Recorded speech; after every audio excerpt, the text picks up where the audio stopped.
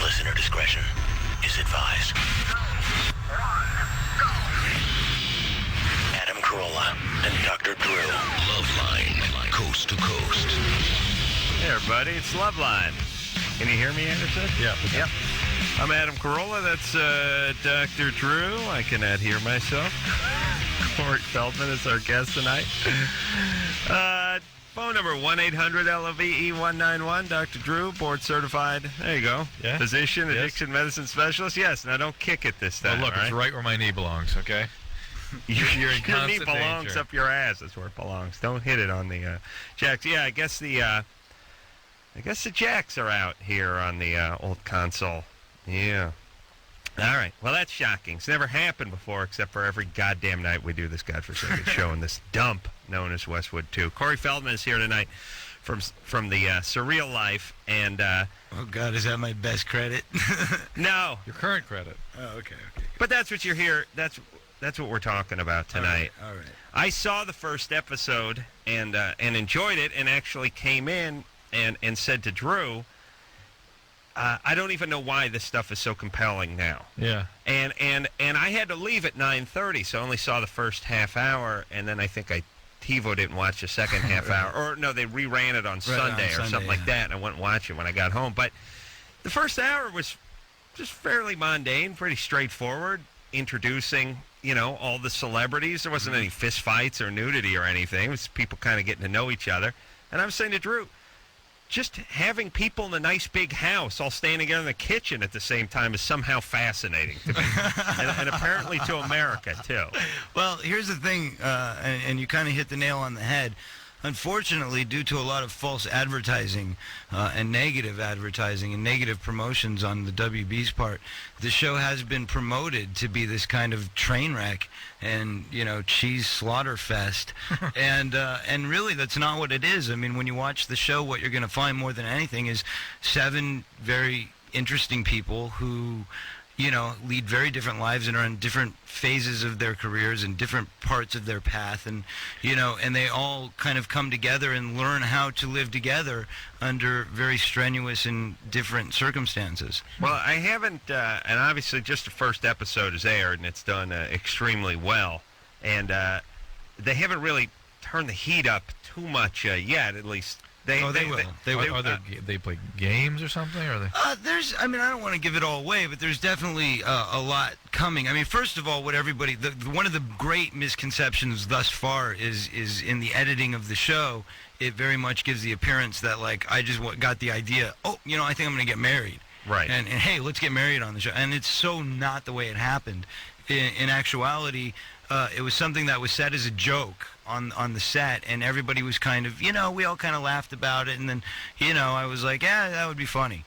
And then the producer, who's sitting in the control room, comes in and grabs me to the side and says, hey, what do you think? Would you really do it? Oh, gee, I don't know. I mean, I'd have to ask my wife. I'd have to have her ask her family. I'd have to ask my family. I mean, it's a whole complicated thing. Remarried? Or what? No, to get married, period. Well, she was my fiance his wife at the time. Right. When were you planning on getting married? We were planning 9 months from that point to get married. Right. So we were actually already in the beginning stages of planning the ceremony, but we weren't, to the point where we would have been able to do it in 9 frickin' days. But so they throw that at you, and then they turn the cameras back on and go, okay, now go deal with, whatever else is happening. Right. So in a way, it makes you look like a little bit of a publicity whore in a certain sense. Oh, definitely. And that was my biggest concern with doing it. I was like, well, I don't want people to take it the wrong way. And no celebrity's really done it on television, prime time anyway. Tiny Tim. Well, that wasn't on prime time from what I was told. Oh, yes. That was Laughing. Right? Laughing. Yeah. Wasn't that at 7 o'clock? Correct me if I'm wrong, but I used to. No, watch I think it was on. I think it was on. Definitely have to say. Well, listen. All right, but I don't want to get into that. It's been 40 years or 30 years since someone has done this. The point I'm making is that I was afraid that it would turn into Tiny Tim, and that was one of the discussions we had. Was that well, nobody's done it since that, and we don't. I said I don't want it to be a publicity stunt. I'm very much in love with the woman that I want to marry, and I want it to be a sacred wedding, and I want to have a rabbi do it, and I want to have my family there, and all of those things are really, really important to me. And they said, well, we can make all of that happen. And the only difference Gotta love is TV you're producers, gonna have the press there, because they're going to be bombarding you with cameras and blah, blah, blah, blah, blah if you do it on your own. Or you can have us pick up the tab and secure you that the only cameras you're going to have are our cameras, and we're going to do it in a respectful way. So I went, well, gee, that makes sense. Why not? Okay. So then I go and I say, how does your family feel about it? How does my family feel about it? There were opposers on both sides. We negotiated. I mean, it was like a 2-day. Yeah, no, I mean, seriously, it was a 2-day decision-making process before we said, okay, we'll think about going through it. And even at that point, I really had second thoughts about doing it on television right up until the moment that I was assured by one of the executive producers, there will be no stops, there will be no breaks. Right. There's not going to be anything that makes it feel Hollywood. We're going to do everything 100% authentic and give you a ceremony. Hold. What? So you're so used to that you don't even notice it anymore. Yeah. Hey, well, let me ask you this. Like, I'm looking at the names of the people that are on the thing, and I saw the show, and I enjoyed it, and I thought everyone came across pretty well at the beginning. But like I said, I only saw the first episode. But you obviously, if all these are in the can, you've been with these people. Who was the most surprising to you? I mean, MC Hammer or Randy I think Roderick? there were a lot of surprises, honestly. There were a lot of surprises because... Who wasn't like you thought there would be? I mean, first of all, I didn't know who Jerry was when I went into the thing, and that's just the God's honest truth. Survivor. I've never heard of Right. it. I don't watch a lot of television. I just, I'm busy a lot, and I don't do that. But anyway, the shows I've seen is like The Real World and Big Brother, and that's about it. But Brandy I knew slightly. Emmanuel I knew pretty well, so I knew what to expect from both of them. The only ones that I didn't really know was Gabby, and I didn't really know much of her other than she was on 90210, and Vince and MC Hammer. And Vince I had heard a lot of negative things about. I'd heard that he was, cocky and that he was just an arrogant guy. Asshole. Drew, please. Where did that come from? Yeah, the first episode he was talking, Vince Neil from Motley Crue was talking about how he lost his 4-year-old child to cancer, brain cancer, or something like that. Yeah. It was really very terrible. And the truth of the matter is, a lot of people didn't know he even had that depth. That he was so burdened in his life over something that's so real and so organic. And I think that's one of the amazing revelations that you will find in the process of the show that I found. I mean, when I met Vince Neil, I found out he's a real good-hearted, honest, down-to-earth guy. And the same with MC Hammer. I expected him just to be... I mean, granted, he does get on his podium a bit, but he still is a guy who is very generic and loves his kids and his family, and he's got organic... He was a Marine or something. Yeah, true. Yeah, he's done it all. He's one of those guys who, he's got his fingers in everything, and I love that about him, I think it's great. Well, it's airing again this Thursday. Are they going to repeat again on Sunday? I don't know if they're planning on doing that all the time. I know at some point they're doing like a 3-episode soiree, an extravaganza. It's funny. I guess I can talk about it now, but about... I don't want Corey to take any offense to the title of this, but about 6 months ago, Jimmy said to me and my other partner, he said, we were negotiating with ABC and talking to them about doing some shows and Jimmy's show and that kind of stuff. And Jimmy said, we got to do a show called Has Been House.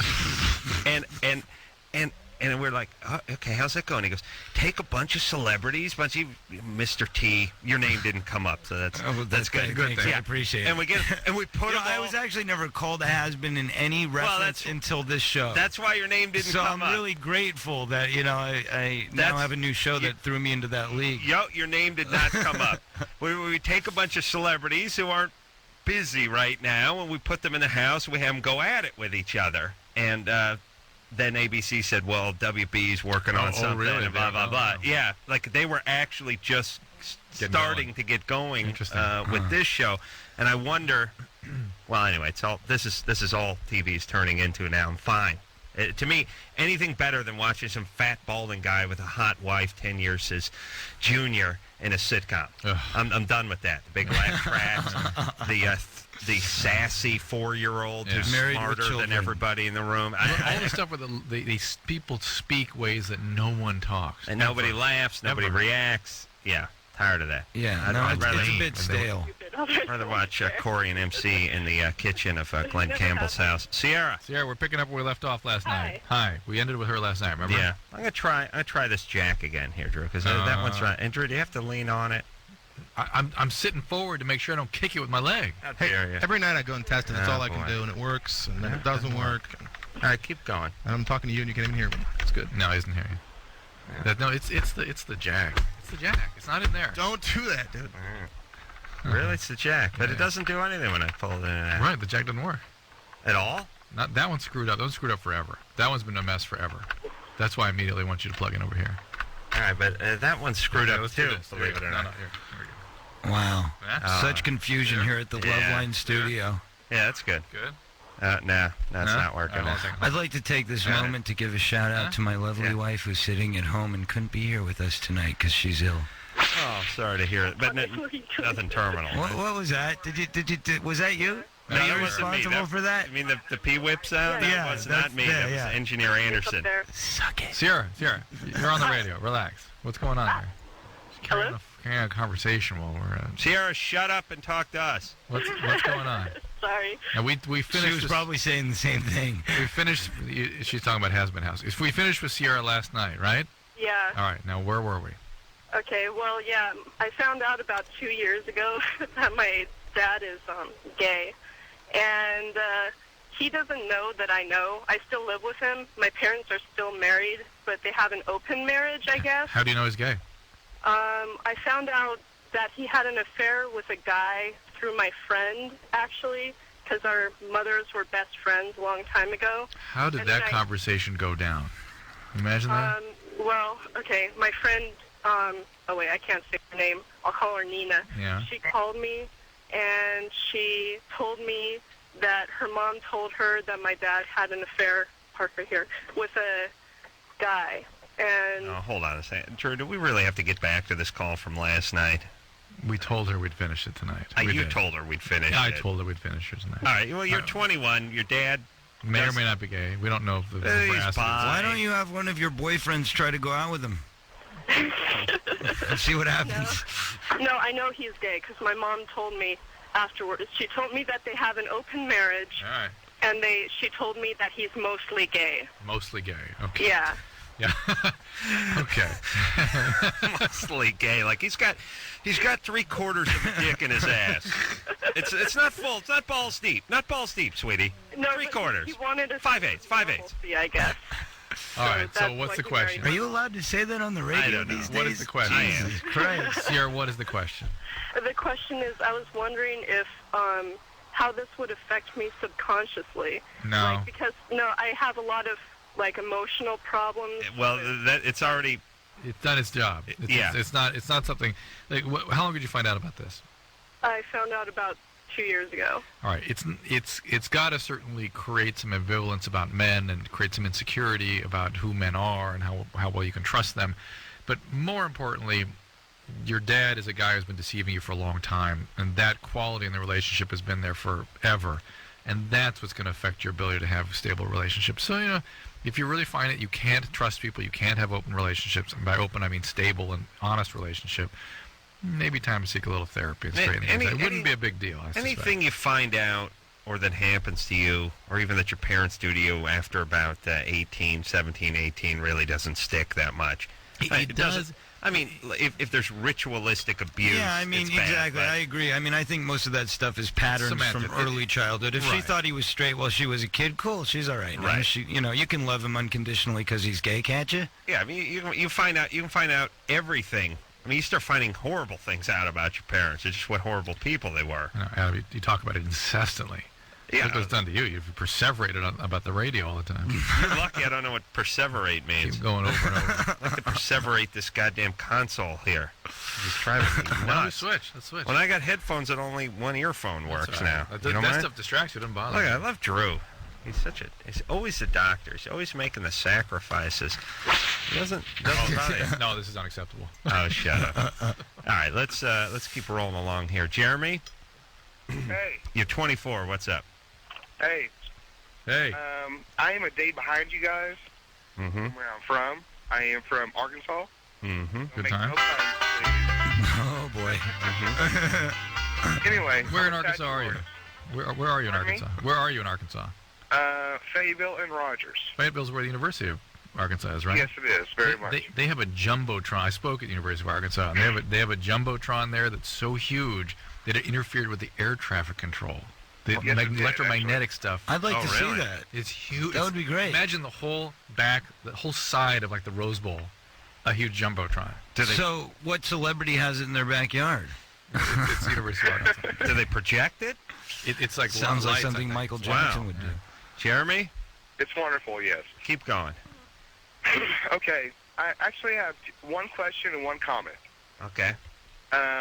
The comment is, the other night, I guess, like I said, I was a day behind you guys, Yeah. and talking about the tattooed penis guy. Yeah, somebody wanted to have a tattoo on their penis. Well, that is what I do for a living. I'm a tattoo artist. You tattoo penises for a living? That's terrible. But you've done I that. would quit. You've I done make that, though. $300 an hour. It's wonderful, actually. Oh. Tattooing penises? Christ. How many penises Anything- could you possibly see in a day? No, I like think a he does. surgeon. I think he does other parts as well, right? Yeah. Yes, I do. Oh, You do okay. balls as well. I hear you do balls. If they pay enough, yes. I hear you do balls and sunflowers. No, around- you've never around seriously. anuses. Wait a minute. You've never seriously tattooed some guy's ball sack. Yes, I have, actually. Oh my God. Tattooed a nice little skull. That's beautiful. That's a beautiful story. Thanks for sharing. A skull, an aging skull, mind you. Skull and crossballs. Yeah. No, actually, just God. a skull. Yeah, just did a skull. And how do you? You must have to take the skin and Flatten it out. remove it, stretch it like. Thank God these are phone calls, so we don't actually have to shake their hands when we talk to them. That's, No, I mean, it that's, wouldn't. oh. I wouldn't. Do you, be do in you the use same like room a, with my like caller. what are those needlepoint Yeah. kinds of frames? Use something like that to hold the Yeah, skin to out? stretch it. Do you have to stretch No, it out? actually, no, honestly, I have an apprentice that will do it for me. So somebody just holds it. Oh, Like that. I don't even think Make about sure it. it's stretched out. What is the point of this conversation? Same That's thing with- what I want. same thing What's with the point of any curiosity. conversation? Well, you Sorry, know, I I mean, do- does he have a question? Is there Hang on, no. We had a question. medical concern? He's answering something we've raised I a do couple nights ago. apologize. But Jeremy. my comment is, when a person gets their genitalia tattooed, Yeah. yes, they do shrink. Yes. They're not erect, is what you're saying. And They are erect to measure the actual tattoo itself, but once it happens, they will shrink. And how do they get erect to do that? We give them a magazine and then let them have a little bit of fun for a little while, and then as soon as they are actually erect, we actually take the transfer and put it on the body, and after that happens, we tattoo. It'd be, you know. Oh my God. Does anybody like chewing on razor blades? Because that's cool too. What kinds of stuff? You need to cut back on the cigarettes there, Jeremy. You're 24. You sound like you're about 78, right? Oh, I apologize. What, I don't are you- smoke, though. What if you? pot? What am I hearing? I have asthma. Oh my What God. if you put? Well, his soft palate was destroyed by the penises jamming him in the mouth while they're trying to get the stencil on. He lost an eye. He has an inflamed nostril. He's taking a lot of damage. He's a real. It's like being poked with a fireplace That's rod. $300 an hour. It's combat pay. What are you talking about? But listen, Jeremy. Oh my God! I'd have like you know what I would be wearing if my job is to put stencils on guys with boners? I'd be wearing. You ever watch like on the Discovery Channel the guys who go up and explore volcanoes? And they're wearing these full-on Nomex suits with the big helmets and the thing. It's like what guys at foundries wear when they transport molten steel and Biochemical. stuff. Yeah, suits. it's like hazmat. Homer at the beginning of Simpsons when he's carrying out the. That's what I would wear. I would just wear a big sign on my back that said "Kick me." Jeremy, think, what have you had people do? What have they asked you to tattoo onto the junk? I have had to tattoo skulls. Skulls on the scrotum, on the Dartos tunic. Yes. Exactly. I've had people ask me to tattoo YOURNAME, your name. Your name. So I bet that I bet you I got your name tattooed on my. Did you ever? Right. Did you ever? Exactly. I just have a question. Did you ever tattoo somebody that had an M and an I? Just like no, so I that haven't. when it was soft, all you saw was an M and an I. No, I haven't. Because you've all heard that joke, right? No. Oh well, the joke Actually, is. I haven't. Okay, well, Good. we can share with all of Good. you. This Keep guy it walks clean. This guy Keep walks it into a clean. bathroom and he looks down and he sees a he sees this guy next to him, and I'm sorry, it's an M and a Y. I messed up. Okay. All right. So he walks in, and he sees this guy next to him, and he's taking a leak in the urinal, and he sees an M and a Y on his penis, and he goes, "Oh my God, your girlfriend's name is Mary too?" And the guy happens to be Jamaican, and he says, "No, man, mine says, 'Welcome to Jamaica, have a nice day.'" Hey, we'll be here all week. Thanks. Jeremy, two questions I have. Give me a quick rundown of what's been tattooed, and secondly, are there any added risk in that procedure? Okay, quick rundown. Yeah. We've had skulls, we've had crossbones, we have had hearts, we had names put on tattoos on the penis genitalia area. Yeah. We have also had everything from, something from like a 13 to flames to a B-57 bomber, actually. Oh, that's a nice one. That would take a lot of work, wouldn't it? Actually, it was a 12-hour session. All right. Now, how does someone tolerate that? Do you put a bunch of EMLA cream on there or something? Sometimes we do that. We have the erection cream, and we've had other times we've had a consumer come in and actually have to take Viagra. But there are. No, Drew. He's talking about keeping the erection. Yes, I'm he talking is. about tolerating the pain. There's EMLA cream and Novocaine creams that you use, right? Yes, there is. And does that help these guys tolerate these procedures, or can you use that stuff? Most of the time, no. All right. Well, but let me explain something. These guys are lit up like Christmas trees when they're high and drunk and whatever, so they don't feel any pain, right? And then finally, are there added risks to this procedure? He's right. Jeremy, added risk to this procedure? Any added risk to this procedure? Besides infection, if they don't take care of it. So I would imagine the risk of infection would be greater in that area than other areas. Jeremy getting pink eye when he rubs the EMBLA cream on too many times. Good times. So anyway, Adam, that's chlamydia. It's not pink eye. Actually happens is most people get a tattoo on their genitalia, and they want to go out and show it at a bar. Yeah. Sure. Once they get to a bar, that increases the sexual drive. Are these gay bars or normal bars? Because you're Actually, any bar. Yeah, because here in Los Angeles, you can't just go whipping it out. So you're saying they get an erection when they go to the bar? Copacetic. No, what I'm saying is they will go to a bar and say this, I have your name, blah, blah. Right. Or I have this tattoo on my penis. All right, I'm done with Jeremy. But, Jeremy, one last thing. I thought you said they didn't need to be erect when you did the tat. And then you just said you had to keep them erect for a long session. It depends on the actual tattoo. All right. That's the problem. Can I just ask one more question? No. He's gone. Get rid of him. Oh, I was so enthralled. I wanted to find out. Stuff. No, I wanted to find out if he was gay because I couldn't imagine really doing that job and wanting to talk in length about your work on penis. Penis was a small He's not port. gay. Yeah. Wait a minute. Seriously, so give me 1 second. I will. Oh, he's explain there. all that. Are you gay? No, I'm not. I'm married with 3 children. Oh, wow. My wife. We got to keep Jeremy because I'm sure he's had some wild piercing stories too. Oh, God. All right, we'll check back and tell Jeremy. Jeremy, hang on. Let's talk about Hang on. female. we'll get to that. That's much better. This will be body mutilation. Mutilation Day? Oh, great. Yeah. Glad I could be a part of it. Corey Feldman is our guest tonight. The Surreal Life is the name of the show. Thursday nights, 9 o'clock on WB, and we'll be right back.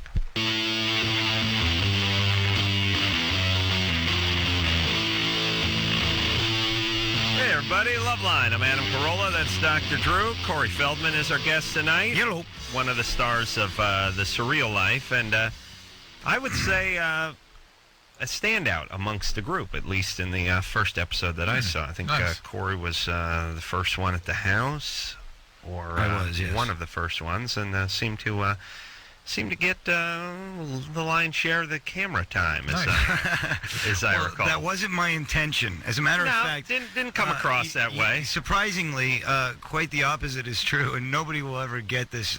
But the truth of the matter was, before I left, I told my fiance at the time, you know what? I really want to stay out of any drama possible, so I'm going to be the guy that sleeps all day, that stays in his room, that never talks on camera. That was my plan.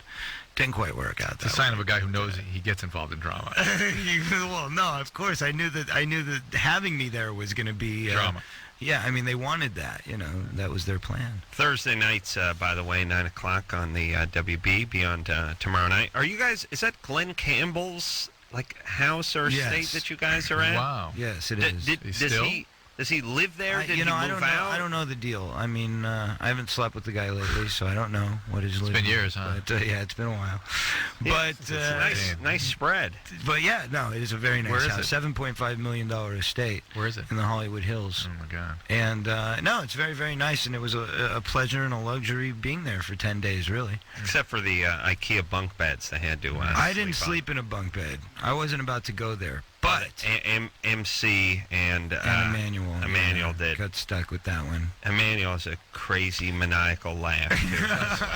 Thus, that is why Corey was there first. Yeah, staking out territory. Yeah. Well, it's interesting, and I like the part where Emmanuel brought his People's Choice Awards with him, by the way, to put up on the mantelpiece. Well, now that's another producer thing there. It struck me as that when I saw him. They said, listen, we want like 3 things from your past, that we're going to put up some type of, shelf with a little bit of each of your things so it looks like your home type thing. And I was like, oh, okay, cool. Not quite what it turned out to be. It was more of some kind of weird retrospective memorabilia worshipping factory. But I don't know. Yeah, well, still 3 People's Choice. I was impressed by that. Natalie? Hi. You're 20? Mm-hmm. And it's funny, the People's Choice just ran. I like to tell some of the excited stars who won their first People's Choice. Hey, yeah, Emmanuel? Yeah, Webster? Yeah, 3. Yeah, exactly. Yeah. How do you feel now? Why don't you give me that? Hey, Emmanuel's great. He did seem like a good guy. And he deserves to be doing more work. He's a great little actor, and he's also got very big aspirations. He's got his own record label, which a lot of people don't know. So he's a businessman as well. What's up there, Natalie? Hi. Yes. I was wondering if I possibly desensitized myself. With like a vibrator or something? Oh, yeah, like lately I've been using that, but I've been like masturbating since like 3rd grade. Did you get a piercing? No. Masturbating to orgasm since 3rd grade? Yeah. When did your dad rape you? A lot? Oh, like frequently? That was me, yeah. No, my dad didn't rape me. Yes, a lot. And are you sexually compulsive, do you think?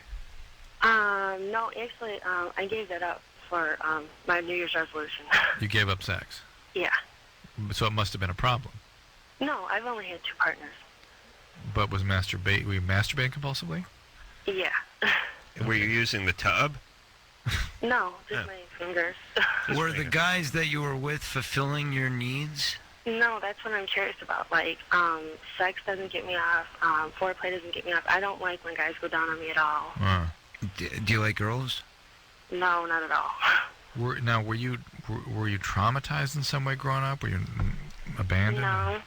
Nothing? No. I don't know, I don't know if it's because I like to be like a giver more than a receiver. Like, I would rather give oral sex and get it at any time. Yeah. Do you think you might have control issues? No. I mean, no. are you the type of person that likes to control the situation? No. No, this definitely is, not. How many times a day were you masturbating? At night, I'd usually do it, and it'd be between 10 and maybe 30. Wow. 30 times a day? I've had 27 days. You've done that? Yeah, but this was every day. She was 30 But that was between 3 in the afternoon and midnight. That didn't start 8:30 at night. I just lost it. Are you talking about the numbers of orgasms or the numbers of time you would sit down to do this? Orgasms, yeah. Okay. And so you're sort of multi-orgasmic? It's pretty easy for you to have orgasms? Yeah, but like when I do it, like nobody else can do that. I understand that. So how long would it take you to have those 30? Oh, God, like, I don't know, less than a minute. 30 in a minute? No. Like, Each a minute? Yeah. Each a minute. Okay. How long did it take you to have 30 throughout the hours? No, 30 minutes. Each minute. One. Boom, boom, boom, boom. Oh, one after another? Yeah. Yeah. She's multi-orgasmic. So, all right.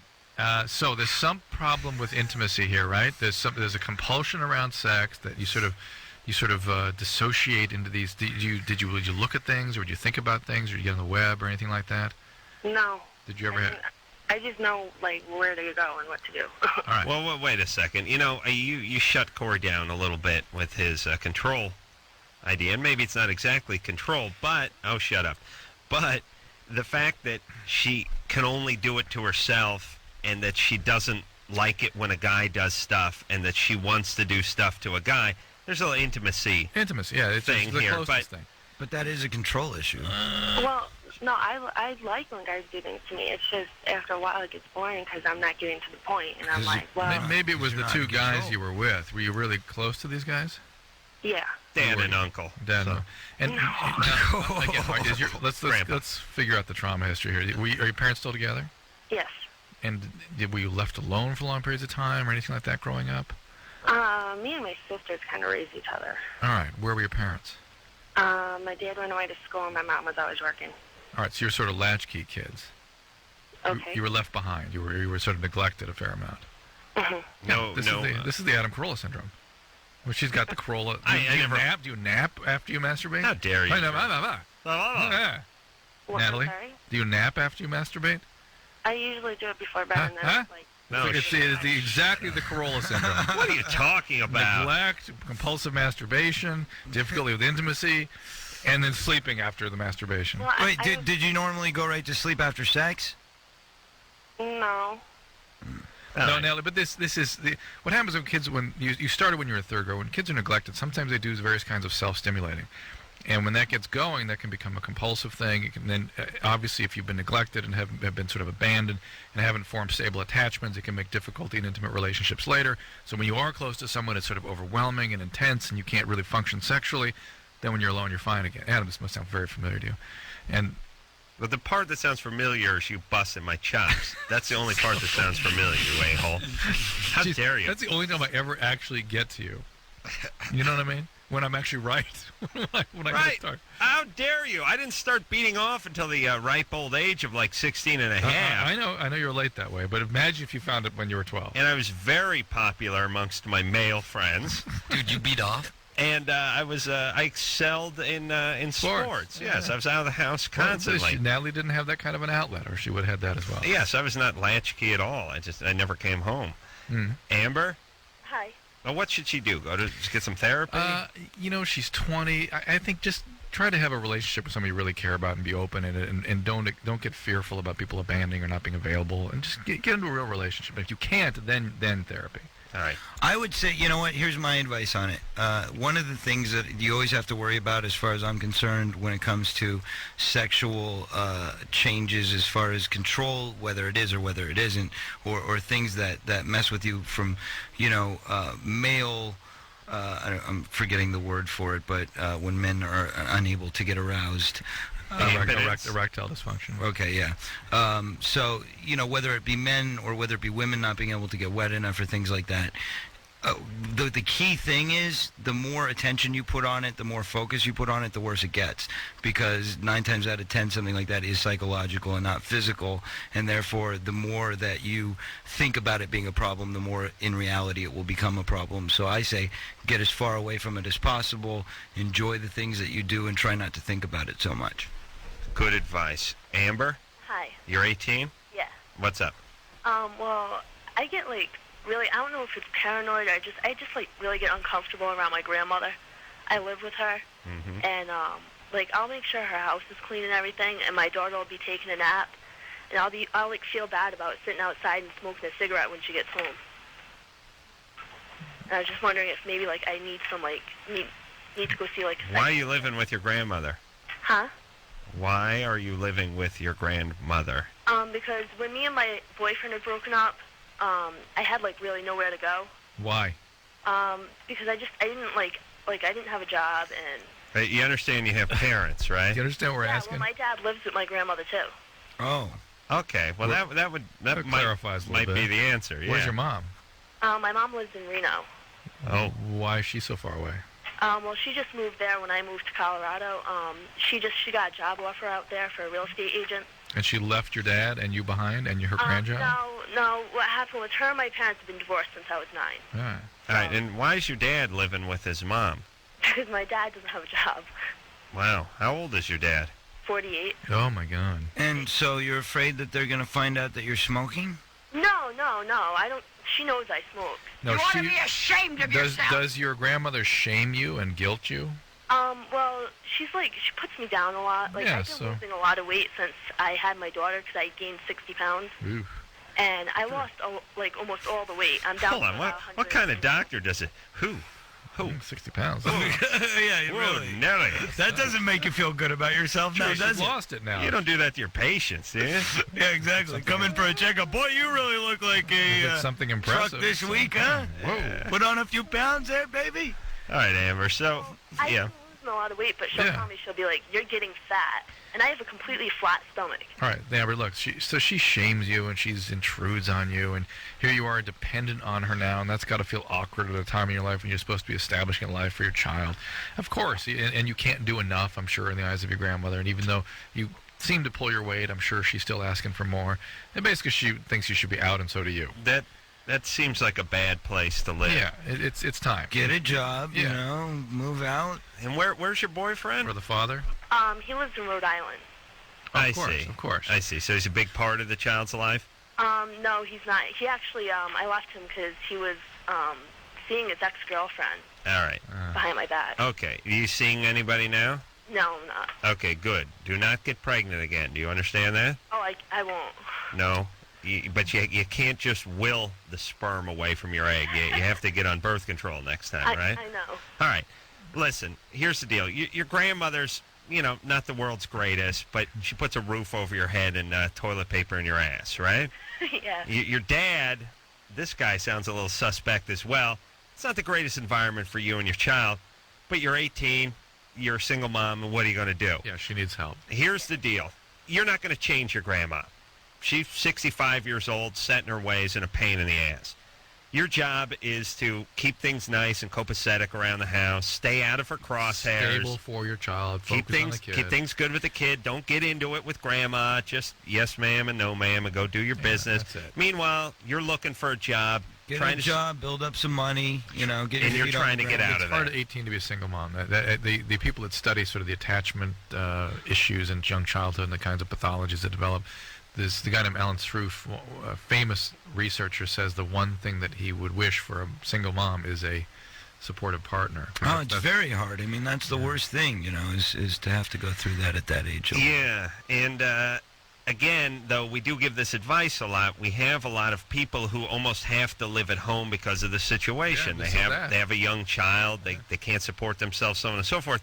Yet they end up clashing with step-parents or parents or grandparents, and it's tough because you're 18, you got a lot of issues, dad's a pain in the ass, mom's living in Reno, boyfriend's living in Rhode Island, wants nothing to do with the kids. There's a lot of energy, and grandma triggers a lot of that energy, but you have to play nice.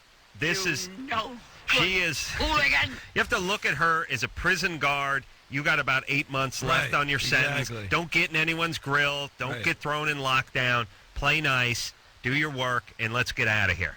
And plan for the future. Yes. Don't give up. Corey Feldman, our guest tonight. Who? From the Surreal Life, and we'll take a break. We'll be right back. Hey, everybody, Loveline. I'm Adam. That is Dr. Drew over there. Corey Feldman is our guest tonight.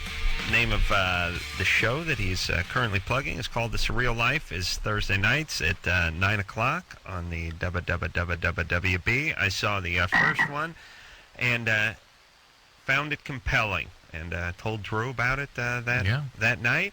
And It's a good show. yeah, there is something good about it because fun. I just watched, Corey and MC Hammer and Emmanuel Lewis go to a market, and I was intrigued. Wait till you see what's coming. I know, I didn't even see anything. I was Right. like, oh, man, look at MC. He's got Lunchables. Oh, wow. Wait till you see me and Vince Neil sharing a tent together, and Emmanuel Lewis getting, dug into the sand, and us in Vegas. I mean, it's just a lot of crazy stuff. I did see some of that promoted for the following week, which is coming up tomorrow, this Thursday. Do you guys go to Vegas this weekend? No, this week we go or camping. this episode? Oh, okay. It's all within a 10-day interval. Oh, yeah, we did a lot of stuff in a very short period of time. It was very strenuous. And But what it is was fun. now one thing I didn't get, and maybe it wasn't discussed on the show, there wasn't exactly a goal for the show I mean, No, there I mean, wasn't. that's There not was what no, it is. no I mean, right, no winners, no losers. The whole thing is, when they asked me to do the show, I initially turned it down 3 times because I was very concerned that it was going to be some kind of celebrity cheeseball Has-been house. type. Has-been house. Right. Which, you know, I wouldn't be any part of anything like that. You weren't on the list. Yeah, exactly. But anyway, so no, I had turned it down, and I said I wasn't interested in doing, you know, that type of thing. And they specifically guaranteed me at the network, you know, we're not Fox, you know, we don't do that kind of a thing, and we're not trying to do celebrity boxing. You know, Right. this isn't a, you know, it's not Big Brother. There's no contest. There's no mold. It's just, you know, There's we no want- competition. Right, no, we just want to get 7 celebrities in a house together. Did they pay everyone the same? And show, well, I don't know. I'm not the producer. What'd you get? I got good stuff. You did? You did? Well, you bet. They paid you yeah. pretty good money? Of course. Now, in the course of living with these other 6 people, Right. that must have come up.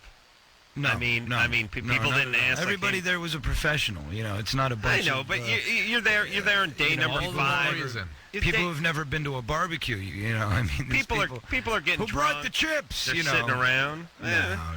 Those things don't come up. These are professional. Did the producer say, "Look, let's no talk of this"? Oh no, they didn't have to. I mean, you're talking about people who've been in the entertainment business for most of their lives. You know, with the exception of 2 of the cast members. I'm just saying. You're making a case for what Adam's talking about. I'm just saying. Corey probably got paid more than Gabrielle Coteras. You know. I mean, wouldn't know though. I know. honestly I'm just didn't know. surprised. I would first question out of my mouth was who. Right. who's No, getting you know paid what? more. I didn't care because, you know, the bottom line for me is I was doing it as a science experiment. When I finally agreed to do it, I was like, you know, I like the real world. You're I want a to man see. of science. I want to see what it's like. You know what I All mean? right. I want to see what it's like. What do these people go through? You know? In 10 days and I put myself through it. And you know what? At the end of the day, I was like, you know what? I never expected the negative stuff that came out of it.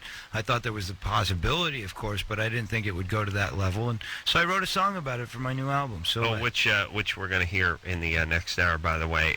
Is 10 days 10 episodes, by the way, or how many no, episodes? it's 8 episodes. 8 episodes. Okay. So think about 24 hours a day, edited down to 22 minutes. Danica, I 22. know. Danica, you're 22. What's up? Whoa. It's actually Danica. Danica, of course. Of course. You guys were just talking about genital tattoos or whatever. No. I have tattoos on my nipples. Okay. Nice. I just thanks. I just wanted to, I don't know, tell you. 'Cause What are they on? What are they of? they're stars. On what part Are they of the actually nipple? on the nipple? Yeah, all the way up to the middle, the areola, all of it. Like one that big must star? have been really painful. Like a It giant, wasn't bad. you mean like I a couldn't giant, even imagine putting myself through that. like a giant pasty kind of thing? Yeah, pretty much permanent pasties. Do you have large areolas? Kinda, not terribly large. What would you say, circumference or diameter? I don't know, inch or 2, Inch or 2. Yeah. It's pretty small. It's like, I guess. By the way, it's funny when people estimate stuff that's on their body and they give you the first number and then the second Double number it. is 100% larger than that. Right, you have to kind of It's question. like, yeah, hey Adam, how tall are you? 6 foot, 12 foot, You know. somewhere in the 6 foot, 12 foot range. How tall are you? I'm like 5'12". I forgot about that guy. I've said we have the world's dumbest callers on this show, and I forgot about the guy who said he was 5'12". That's low self-esteem, by the way. That's not. He is 6 The foot. glass He is doesn't- half empty. He doesn't look at himself that way. It's not 6 foot. He's 5'12". How tall are you? I'm like 5'12", oh yeah. All right. almost 6. Almost 6. Oh, God. I've never measured them. Okay. All right, but you stare at him every day, right? Well, I suppose. All right, you big gal, or is the breast big? No, they're 36C. All right, that's considered. 36C, are they fake or are they real? Oh, they're mine. They're yours? Grew 'em myself. How That long must have been really, really painful for you. Tell us about it. Well, some of my other tattoos were actually more painful. It was my first tattoo, though. How long did they take? I don't know, maybe an hour each. And what were the more painful tattoos? Right. Right above them, on my chest, like near my collarbone. Ooh. That was my most painful tattoo. Well, now, why aren't you using the anesthetic creams? I'm not a wuss. Uh-oh. She went there. Do you get off on the Called thing? him on that. I don't get off on it, but I mean, I mean, is I it don't know. arousing in some way? Is it some part of? It's an important part of this? No. No, it hurts. Yeah, But it's cheating to use painkillers. Why? All right. Why? No, because it doesn't simulate the abuse she suffered as a young person. Exactly. All right, she's fine. Just keep tattooing yourself. That'll make all the pain go away. Matt? Yeah. You're 22? I want to hear about the vaginal area. I am 22. You got a question for Corey? I do have a big question for Corey. I'm the world's biggest Corey Feldman fan, actually. How are you, Matt? You're gay. Hey, No, hey, I'm not gay. no. The dog. Just please, go ahead. Continue your question. I just loved Blown Away with Nicole Eggert. It was just the greatest movie of all time. Thank you. Yeah, you're welcome. My friend Jeremy, he says the lipstick camera changed his life. Really? Yeah, That's that's what he told me. I remember pretty, that movie. pretty insightful. The There. movie about 10 years old? 12? 10? No, not that long. Not It was 8. Probably about 7 or 8. Yeah. Really? Yeah. 93, I think. 94 they came out. Well, my question is, do you have any advice for aspiring filmmakers? Me and a couple of friends want to make films for the rest of our lives, pretty much, and we were wondering if you had any advice for us. All right, hold on a second, Corey, and hold on, Matt, because we got to take a break right now, but we will come back. And this is a good question because it's more and more accessible. Film. Yeah, people are editing on the computer. They Right. have 3-chip cameras. They're running around and putting these things together. 8mm you can use. People can do it now. All right, so we'll get back. We'll hear what Corey has to say about that. We'll talk to you after this. Hey,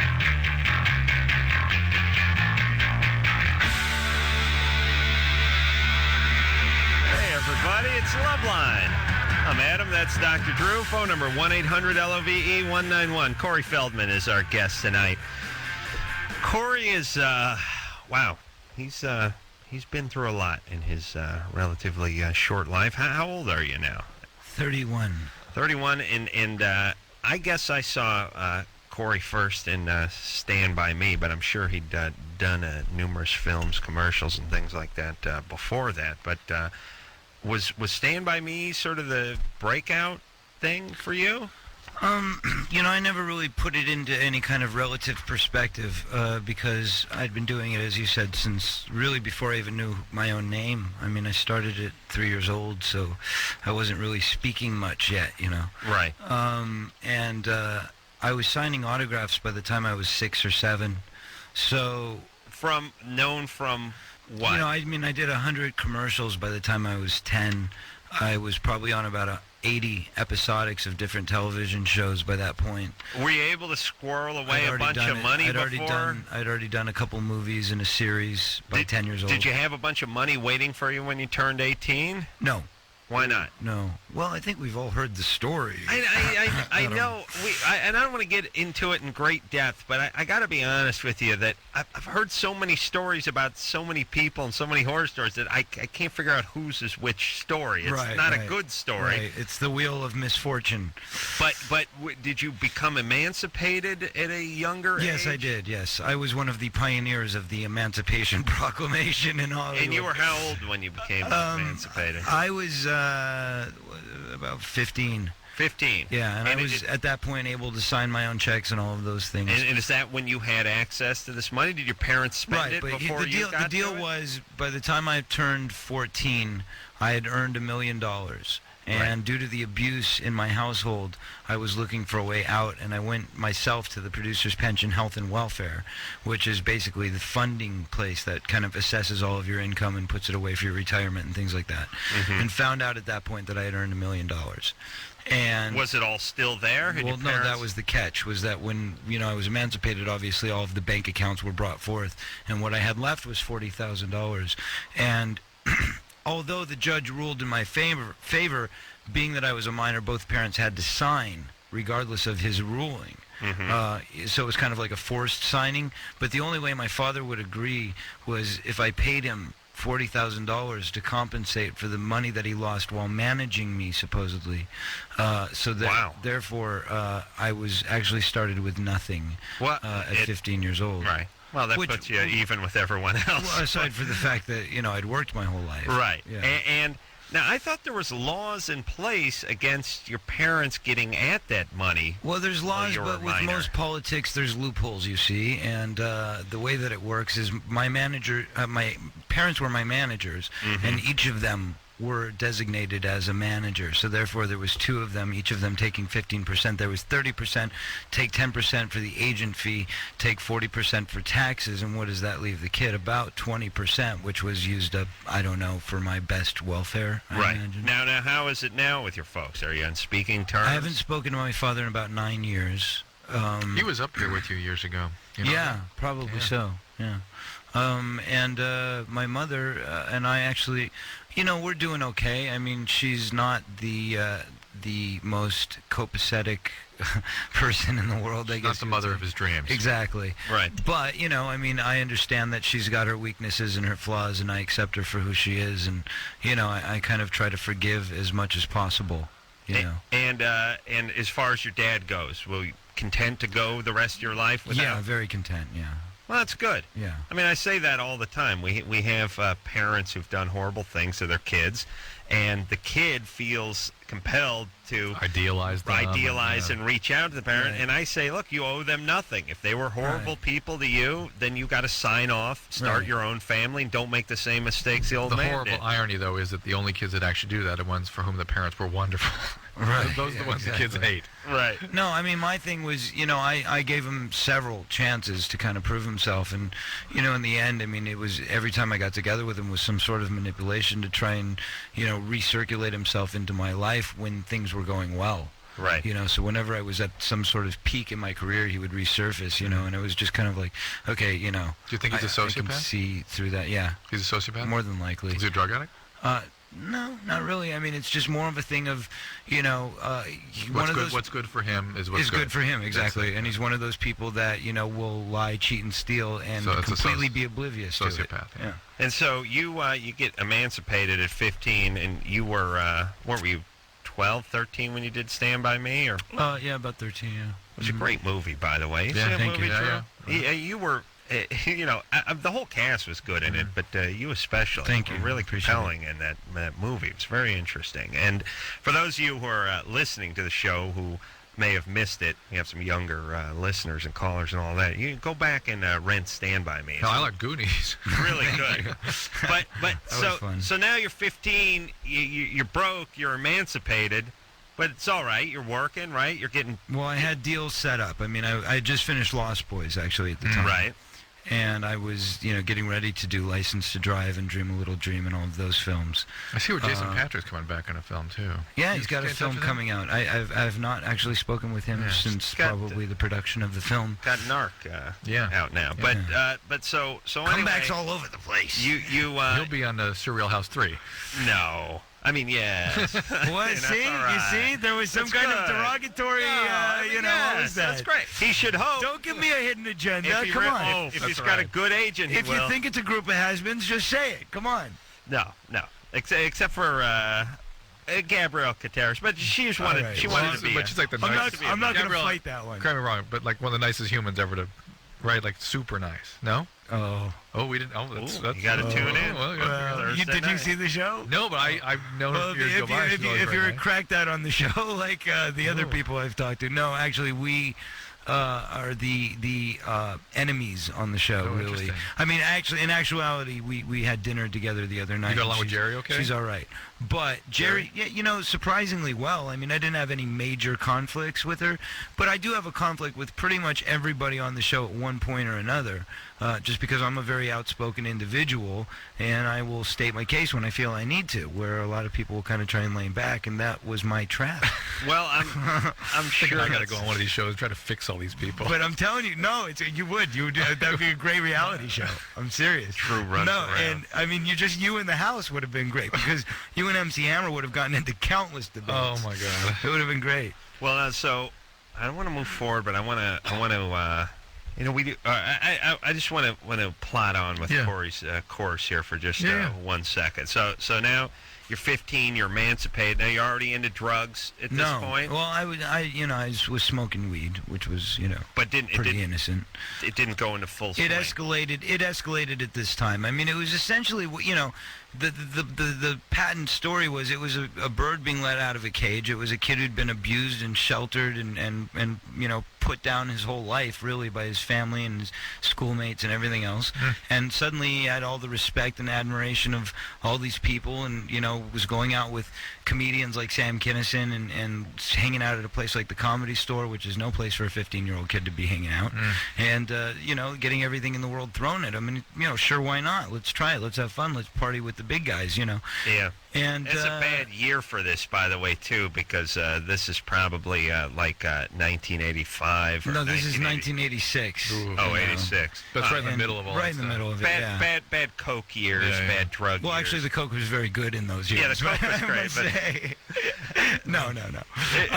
But the point I'm making, that was terrible.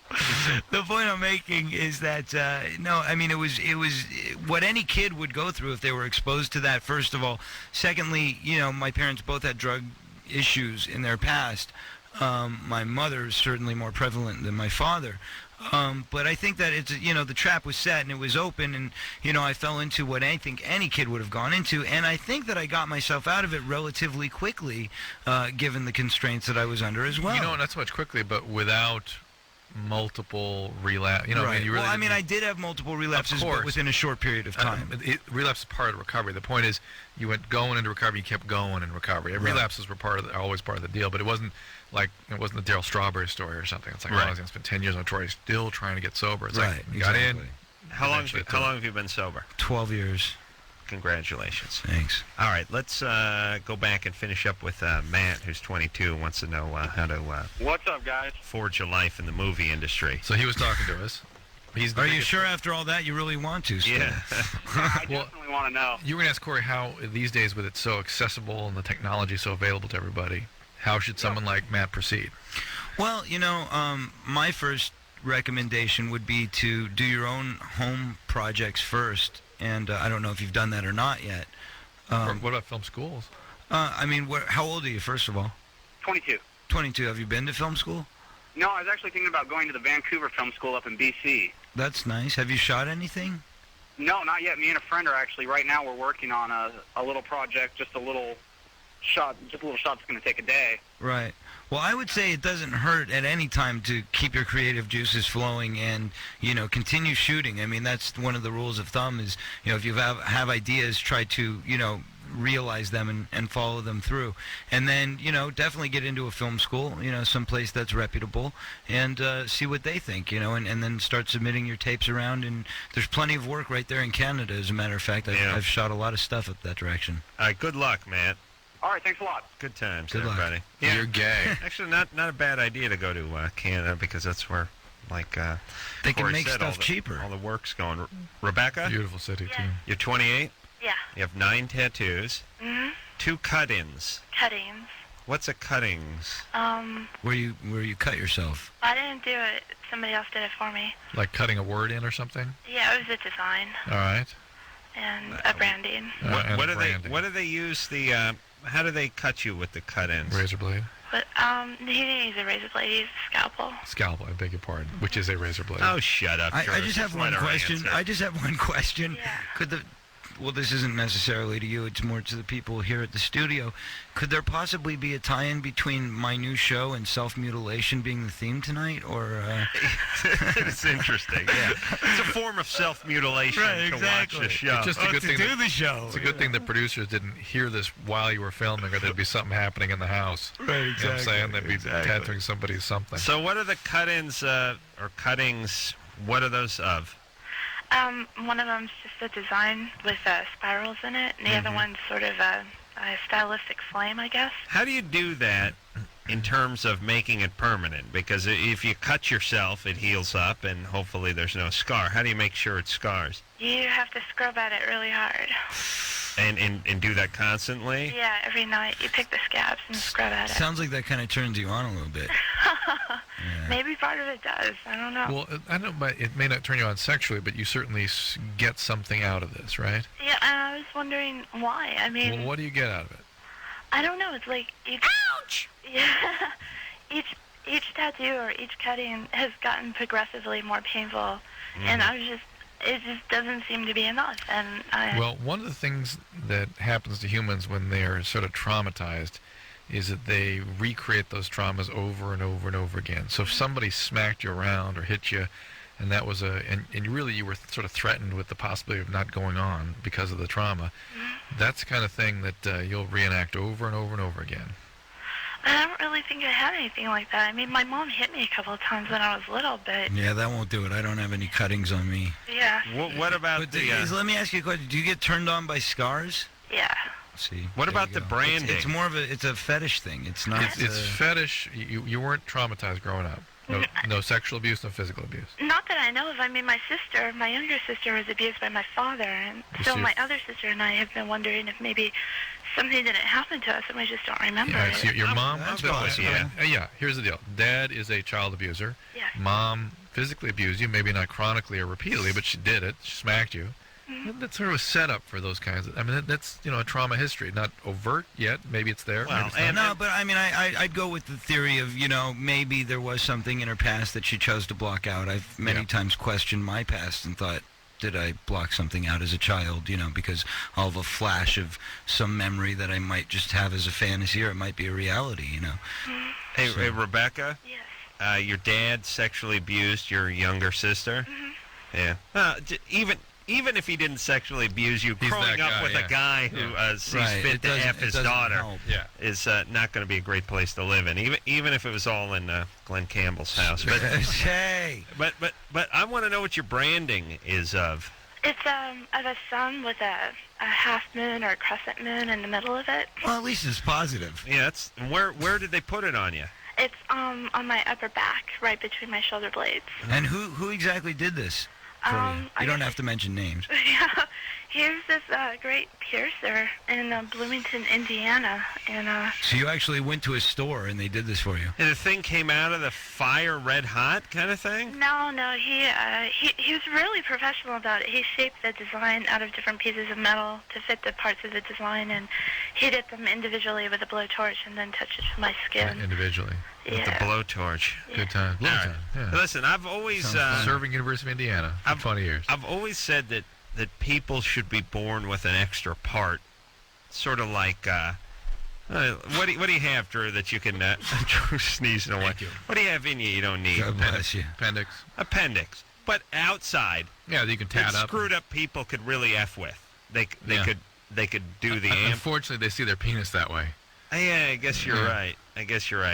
All right, so see, in my mind, Rebecca's a very troubled person, and as a society, we like to say, this is what she's into, but she's really into sort of essentially torturing herself. I go along with that, but at the same time, it's kind of like a lot of those people.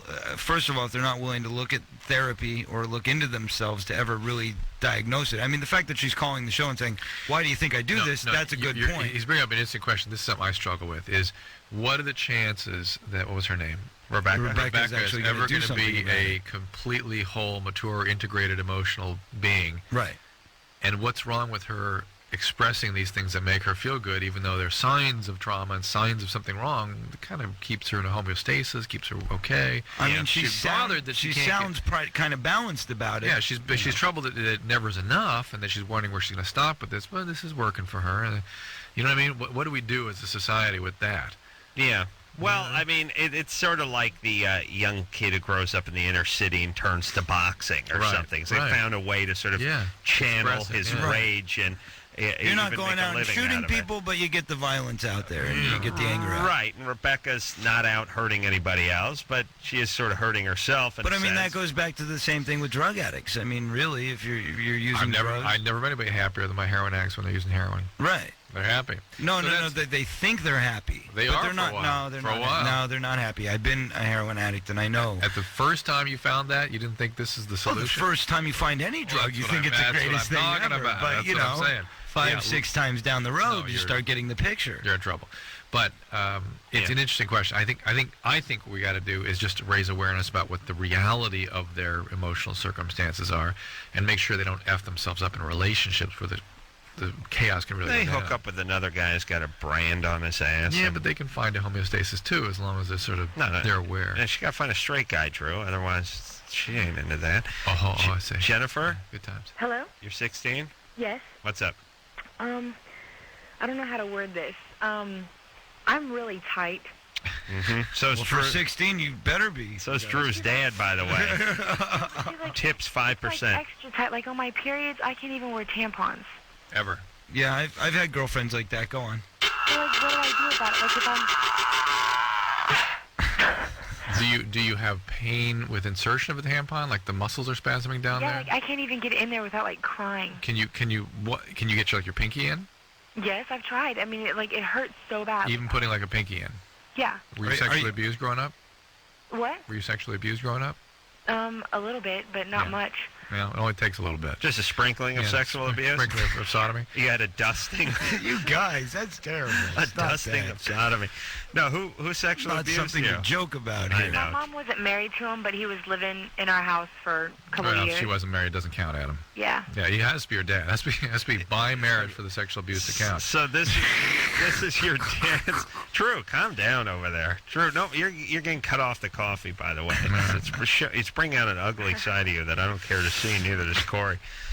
Are you a virgin for all intents and purposes? I have to be because I'm so scared of the pain, but I've done other stuff. Well, pelvic pain. Drew, why do you always got to? Let me ask you a question, Drew. As long as I'm getting into you, I'm supposed to be the a-hole on the show, not you, by the way. But number two, we do this thing with the, where you consider yourself a virgin or not and stuff, and we do it with oftentimes girls that have been sexually abused. And you're always quick to cling on to the part where sort of technically, or except for and I don't think that's an important thing to discuss. And I wonder what your motivation is. The motivation for that. is really to highlight how ridiculous the concepts are that people insist on clinging to. Doesn't come across that way. It's like if you are a chaste person, excellent. That's important to you. That's fine. It doesn't matter if somebody's violated the plane of some area. But you also have to understand that you're talking to a 16-year-old girl who may not be able to put that in clearest perspective as you do. I'm just saying, if somebody says, I'm a virgin, or Corey asks, are you a virgin, you don't have to be quick to point out the part about the sexual abuse in the past. You know what I mean? They could, mom's boyfriend could have had Adam when they're 5 years old. They could have not had sex with a partner until then, and I would be willing to let them wear the virgin title without questioning it. My point is not to bust the chops of the caller. Too late. Just to point out, what's to prevent you from then just declaring whatever is a virgin. Just put, what's your line in the sand? Go ahead, and that's virginity now. Well, since it's ridiculous. No, but I would give them or let them have that title. I am. All right. Well, then why are you so quick to bring it up all the time? What the information we want is, are you sexually active? And that's no. And have you really ever been before? That's no. And that's important information. All right. Drew's done backpedaling. Now we can shut his mic. Jennifer. Yes. What did your mother's boyfriend do to you? I think he would try to finger me, but it seemed like every time he tried, someone would interfere. Thank God, someone would come in and stop him. But he did get his hand down my pants and was kind of over my underwear, doing it for 20 minutes one time. I remember, and I was 11. And who would come in and stop him? Like your mom? No, my mom would never do it. I have a sister though, and then, but did your mom know about this? Actually, he died in a car crash. Hold on a second. Okay. Let's all just rejoice for a second. It's one piece of good Thank news. God this pig got slaughtered in the car. Yes. Yeah. Fantastic. So after he died, there is a God. I told her. Yeah. And? She kind of had a hard time believing me because. Yeah. Your mom's a witch, by the way, for bringing this guy into the house. I'm sure she got fingered by some old man when she was a kid. That's true. You know what the deal is that first of all you just have to realize that of course there's a mental connection because that's where your brain's going to tell you to go. I think it's very obvious that obviously it was a finger issue, that the smallest thing going anywhere near that area is going to cause fright and excitement in a bad way. So what do you do to get around sort of it? Go set the clock back on the calendar? I think therapy. No, I think therapy is definitely in order. Therapy, and I would bet you, I don't know anywhere that does this, but I bet there's sort of novel kinds of desensitization therapies. I mean, she has basically look up vaginismus on the web. There are societies out there specifically dedicated to helping women with this spastic problem associated with pain. It's basically mediated by spinal reflex, and if you can sort of undo it, unlearn it, basically. Right. It doesn't hurt so What much. I was saying at the beginning of this whole thing with this caller was that I actually have had girlfriends in my past that had this exact issue, and we would try to have sex, and they would complain of it hurting, and Have they been abused, or she been abused? Well, yeah, at some point, but they hadn't let go of it completely, or whatever the deal was, and they felt ugly or they felt dirty. I mean, it was all part of the picture. Pelvic pain is such a common outcome of sexual abuse. It's unbelievable how Right. little people understand that. Right. I had the opposite problem. I had the "Are you in?" Which is its own form of emotional pain, not for her. For but you, yeah. For Right, me, we that's understand. that's But cross fortunately, I have to bear. it's happened enough that you're desensitized now. So Yeah. that's good. Yeah. I'm like, Ian, I'm done. I'm not even in the room anymore. Who are you talking to? All right. So you go to bed after. Yeah. Right.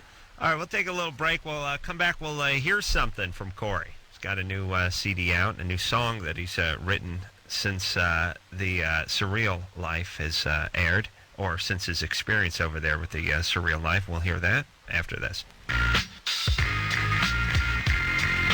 It's the best Casio music I've ever heard. Corey Feldman's here, everybody. Part of the Surreal Life, which is on the WB Thursday nights at 9 o'clock. That means tomorrow night in many markets that we're in. We will take one call, and then we'll hear a Corey song. All right. All right, let's talk to Stephanie, who's 18. Stephanie? Yeah. What's up? What's up? I just want to say I've listened to you guys since I was 12 years old. Actually, more like 4 years ago. So listening to you guys in Canada, you guys are awesome. Thanks. But yeah, I'm on the Ortho-Irva patch, Yeah. Yeah. and I smoke a lot of pot every day. And I was reading through the instructions and stuff because my doctor told me to read through them before I did anything, and it said smoking can cause cancer, and I heard pot can also cause cancer if you smoke a lot of it, and it said it would heighten your chances of doing it. Yeah, they don't know with the pill and pot. And the more significant issue they worry about with the pill is this thromboembolic disease, blood clots, that sort of thing, heart attacks. Well, they don't like the pill and smoking, right? Tobacco. Yeah, the why? original natural herb, tobacco. Why? What's different about that? As opposed to pot? Yeah. Different effects on the Well, blood there's clotting 1,000 system. chemicals in cigarettes. No, it's turns out that yes there are, and there are also in marijuana. It turns out marijuana causes emphysema, causes cancer. We don't know if it causes heart disease, but I've known of no studies that show an extra risk for being on the pill with it. Well, this is a patch. It's the same thing, Oh, okay. exact same thing. All right. All right, thank you. All right, good times. So Dr. Drew says it's okay to smoke weed. And by the way, when you see the chick in the corner of the party, you see her from across the party. She got a bong in one hand and a patch on the other. It's all right, fellas. Cheers. I'll see you guys tomorrow. Larry, Bert, you guys can get out of here. I don't need a ride home. Smoking bong and the ortho patch. It's good to go. Yeah, if you see that, if you see the tongue piercing on top of that, it's that's a trifecta. Right. If you've hit the hat trick.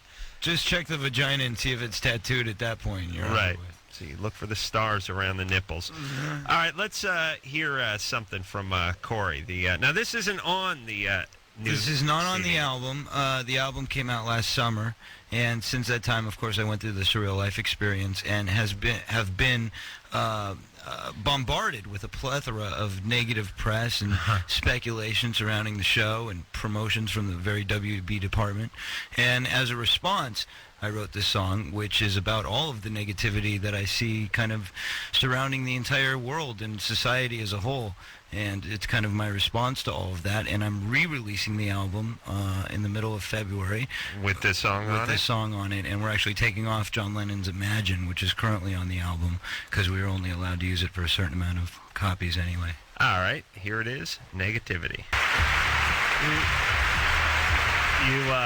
You pulled Imagine off the album Yeah. to put that on. Well, yeah, they're not really in the same ballpark, are they? That was Corey Feldman has written about his recent experiences on the Surreal Life, which I didn't know was was garnering all the Angst. negativity. Yeah, I heard people talking about it, and WB's angle is any press is good press, right? Yeah, I don't agree with that angle. That's not my theory in life. My theory in life is put out, anything that's positive, to the world, whatever it is. There's way too much negative stuff going on, and why do we need to stoop to such lows? I've never really seen a network stoop to the lows that it stooped to with this particular what is it? campaign. What are they doing?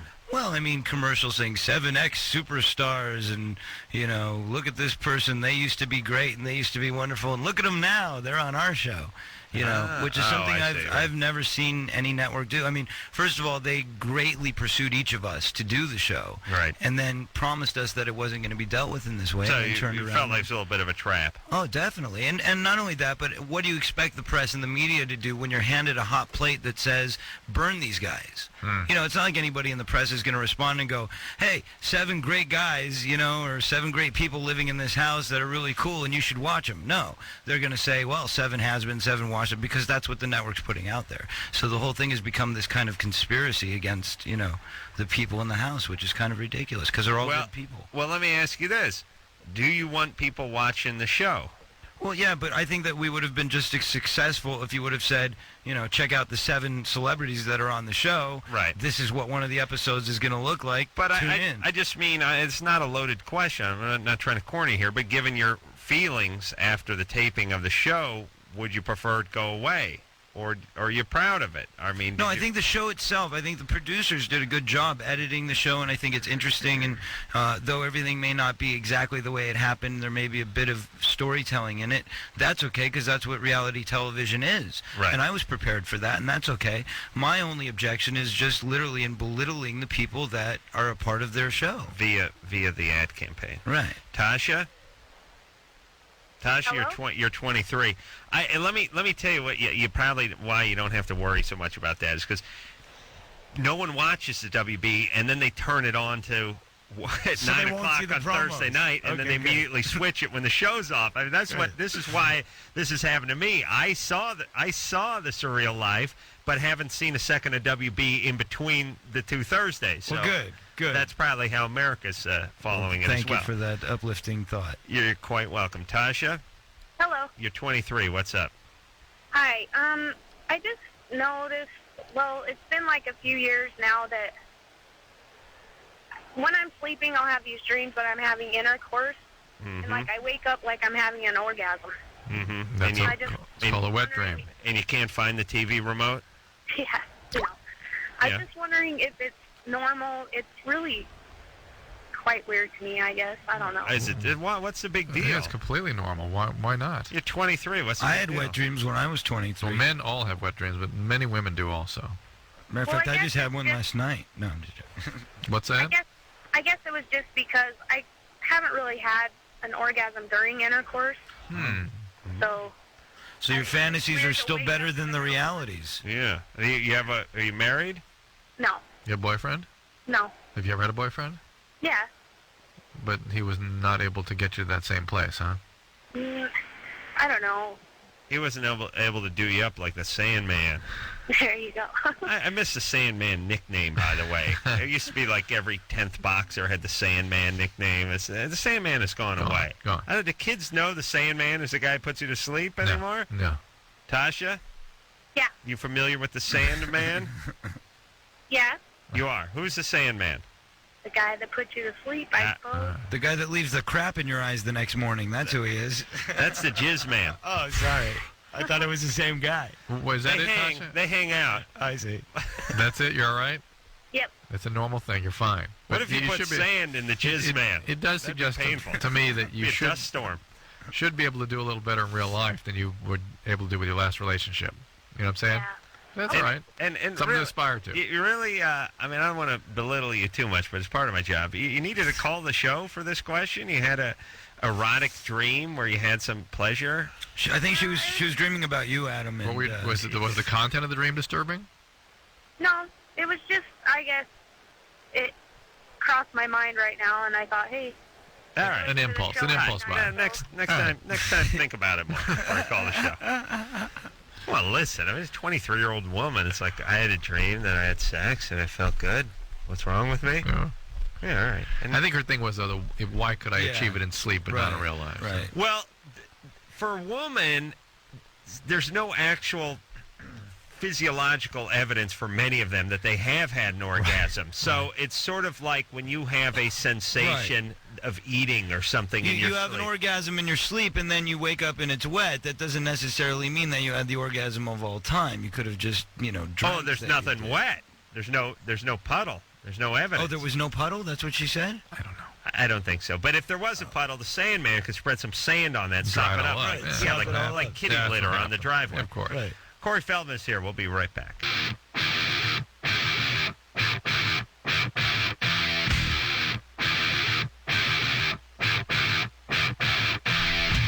Hey, everybody, it's Loveline. I'm Adam Carolla. Dr. Drew over there. Corey Feldman is our guest tonight. Going to be on the Surreal Life, which is Thursday nights, 9 o'clock, the WB, and a very enjoyable show. So the first episode, and looking forward to the second. All right. Former Child Actor is in stores now, being re-released in February. I'm sorry. I should have given that a plug. No, that's Where did great. my CD go? I got you back. All right. Melissa, Yes. you're 26. Yes, I am. You have blue liquid seeping out of your nipples. Yes. That would be a problem. Yes, it would, and I don't know what it. I mean, I've been to the doctor, Yeah. and he saw it, and he said that he wanted to test it, and he said that he looked at it under a microscope, and the cells were crystallizing, and he really didn't explain that, so I don't know what that means, and he's not quite sure what it is either. You're not talking like a dark blue. You mean like a real light blue, right? No, it's transparent. I mean, Right. it's not foggy or anything. Do you and, shoot much Windex? Just a question. You mainlining that? So Yeah. why doesn't he think that's milk? Because he said these milk and colostrum and all Yeah. of that stuff is either white or sometimes it can be yellow. It can be. It can have a kind of a blue tint to it, I would think. Is this your gynecologist? No, my regular doctor Yeah. that I went to. Are you on any medication? No, I'm not. No Have you ever medicine. been pregnant? Nothing. Yeah, but that was 6 years ago. Mm-hmm. And this has been just a couple months this It time. just started like 3 months ago. And it's both breasts. No, just one. Did And he sent me in for a mammogram Yeah. because I'm Good. too young Good. to have a what are those things where they smash your boob? Mammogram. So they Mammogram. did an ultrasound instead, though, right? Yeah, and Yeah. then they That's didn't also a find camping anything trip in there. with me. I get into some boob smashing. Yeah, we do that on the Surreal Life Yeah, tomorrow no doubt. night, I'll be I'll actually. be looking forward to that. Yeah. So okay, and the ultrasound was okay. Yeah. Okay. All right. Well, you got to look around for other things like thyroid conditions, pituitary Right. problems, other Yeah, things. he tested me. He did a blood test for that, and I'm supposed to be going back in next week. And but some women- I'm kind of worried in the meantime. So. No, there's I really know. nothing to be done in the meantime.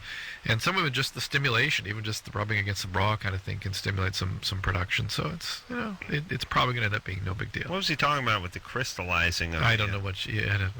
Well, that's after they, inject the Windex, they got to cook it up and smoke it afterwards. So they have to bring it down to a rock form. Exactly. Try that Yeah. Windex. All right, let's talk to Michael. Michael, Hey, what's going on? you're 21. What's up? I was wondering, is the Surreal Life over and in the can, or is it still ongoing? It's in the can. Cool. Yeah, no, Let's we're ask Corey, done. who was his favorite housemate and who was his least favorite and why? Yeah, don't be diplomatic here. Who'd you like the best? Who'd you... We're sitting in the problem with Gabrielle. Yeah, no, I mean, Gabrielle and I definitely were at odds with each other, but I wouldn't say that I don't like her as a Who's the person. blonde? The blonde, that's the short-haired blonde older lady. Oh, the blonde, you want to know who Brandy Roderick is? Yeah. Who is she? She's a Playmate 2001 Playmate of the Year. She was on Baywatch.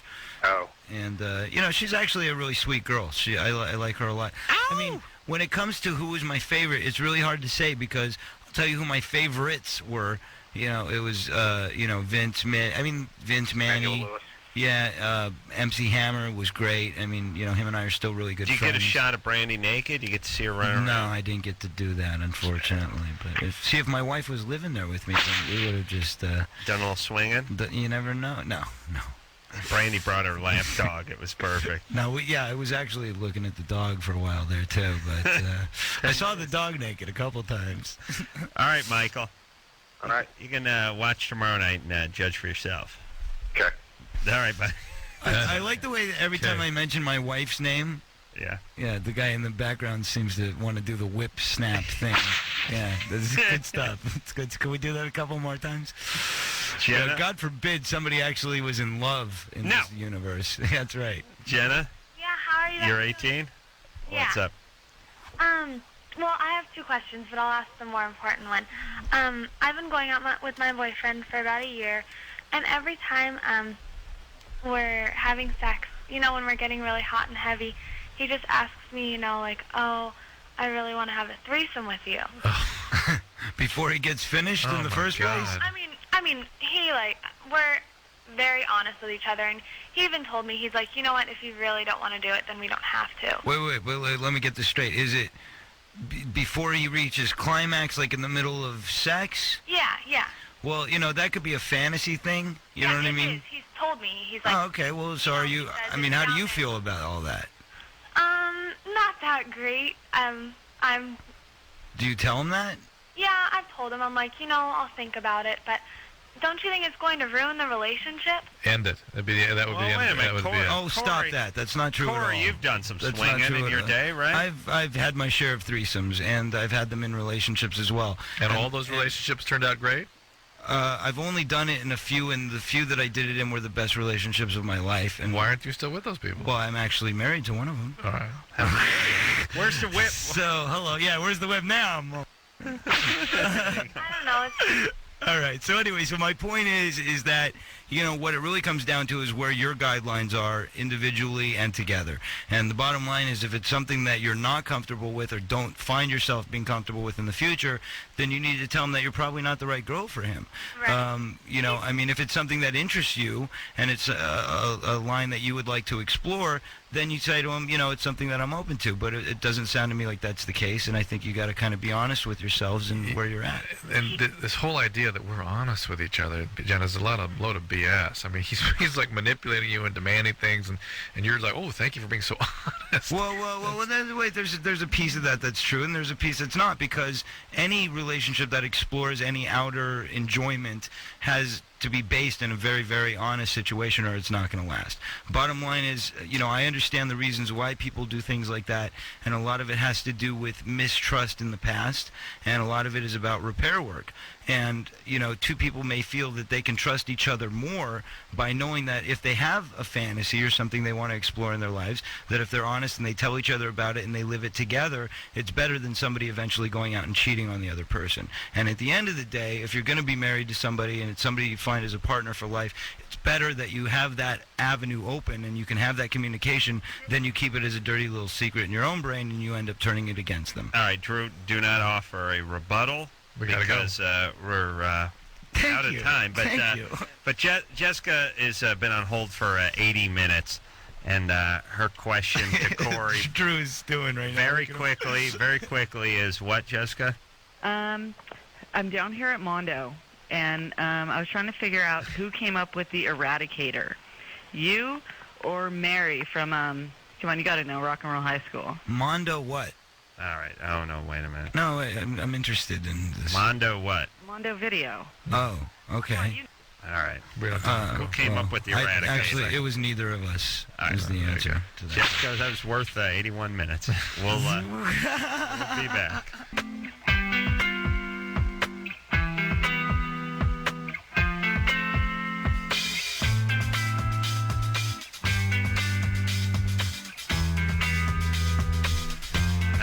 Well, that's it for the show. I want to thank Corey Feldman for coming in here and give the CD, Former Child Actor, a plug.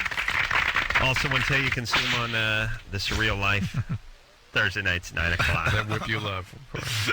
That's on right. The WB. You can see me get whipped. Thanks, every Corey. week. Nice meeting you. It was a pleasure meeting you, Adam. I had a lot of fun. And Drew, Welcome back. It was a pleasure to see you again and spend this time. So until next time, this is Adam Carolla for Dr. Drew saying mahalo. You tattoo penises for a living? That's terrible. But you've done I that. would quit.